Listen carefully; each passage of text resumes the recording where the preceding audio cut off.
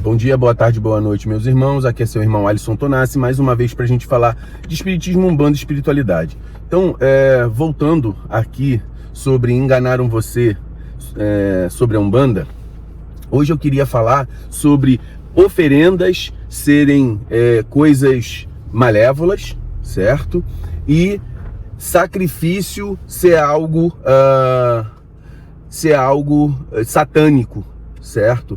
Porque é um componente que se diz popularmente aí e a gente sabe que não é a verdade, né? A gente sabe que muitas religiões que pegam o culto, que misturam o culto africano dentro da sua religiosidade brasileira, como o candomblé e a umbanda, eles fazem oferendas. Essas oferendas, elas vêm de uma cultura antiga, certo? Que é a reverência aos seus deuses, a Deus, na oferta dos alimentos que ele tinha.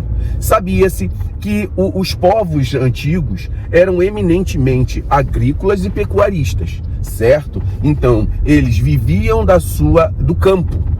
E dentro desse processo, no ciclo de verão, outono, inverno, havia os momentos de crise e os momentos de fartura. Então, nesses momentos de fartura, os povos que eram eminentemente do campo, agrícolas e pecuaristas, eles ofertavam a Deus aquilo que eles tinham de melhor, que era a parte alimentar. Então, quando você ofertava um pouco do seu trigo, um pouco da sua carne para Deus, era uma simbologia que eles tinham, né? Esses povos também, é uma simbologia que eles tinham para que Deus comesse junto com eles. É um símbolo, olha, eu oferto para Deus para que Ele coma entre nós. E também era da cultura deles não comerem igual a nós. Vamos para o nosso canto dentro da nossa casa com a nossa família. A família desses povos era o grupo, a tribo, aquele grupamento que se reunia em torno de uma fogueira, em torno de momentos. Por exemplo, você vê assim, a gente fala tribo, né? Mas a gente vê a cultura nórdica, tinha uma estrutura central aonde os povos nórdicos se reuniam. E ali bebia, comia em oferta aos deuses, certo? Então, essas oferendas, elas são oferendas simbólicas. Inicialmente, a gente vê pelo um padrão simbólico e cultural. O segundo momento, que nós pegamos esse padrão simbólico e também introduzimos o componente espiritual. A gente sabe que todo o alimento, porque o alimento, o que ele faz conosco? Ele transforma a nossa falta de energia em energia, porque ele tem uma energia dentro dele. Que o nosso metabolismo, ao comermos, ele é transformado em energia para todo mundo daquele grupamento, certo? Então a gente restabelece as nossas forças, a gente restabelece todo o nosso desgaste que a labuta do dia a dia traz. E em decorrência disso, quando você pega nessa questão alimentar e oferece a Deus, você introduz o componente espiritual que diz o seguinte: olha, se o alimento existe um componente energético dentro dele, há também um componente energético espiritual que pode ser utilizado. Então, quando você faz a utilização disso, você compensa o teu desgaste espiritual. Então, a gente sabe, dentro da nossa religiosidade, que os guias espirituais pegam esse alimento e transformam em algo positivo também para aquele grupamento, certo? Especificamente para proteção, para saúde, para reequilíbrio, certo? Para desenvolvimento espiritual. Tudo isso é feito através de grãos, de folhas, de frutas. E alguma religiosidade também utiliza os elementos da carne. Esse elemento da carne, ele é utilizado mais para alimento do que para o componente espiritual em si. O que é utilizado é o egé. O egé são alguns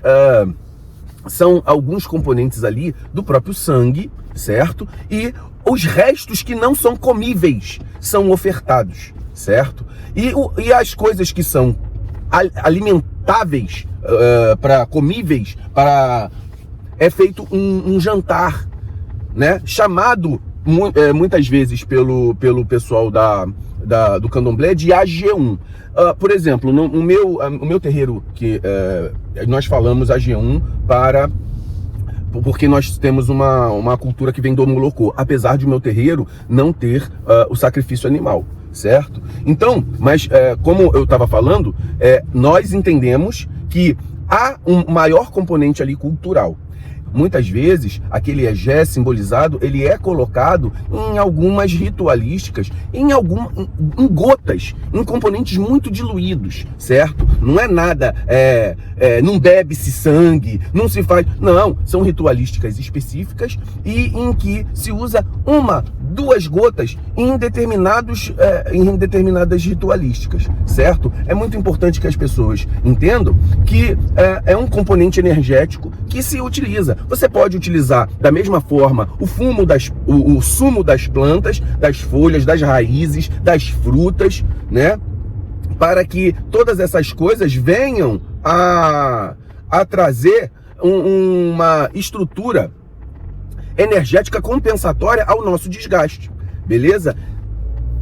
No que é cultural, né? O que popularmente em outras religiões falam é que nós fazemos a maldade, que se mata criança, que se culto de magia negra, que na verdade é uma mentira isso, né? A gente na verdade usa para olha, a gente não fica pensando nas pessoas, não. A gente busca para nós mesmos, a energia para nós mesmos, para que Deus e a espiritualidade, através daquela oferta, produza um componente energético para fortalecer a nossa própria vida. Agora, poxa, eu particularmente nunca pensei em fazer algo contra ninguém, e a grande maioria das pessoas que fazem esse procedimento magístico, eles não pensam, né, nesse tipo de coisa, pensam em si próprio, melhorar-se a si mesmo, né, evoluir-se, ter autoaprimoramento, né, e coisa que, agora,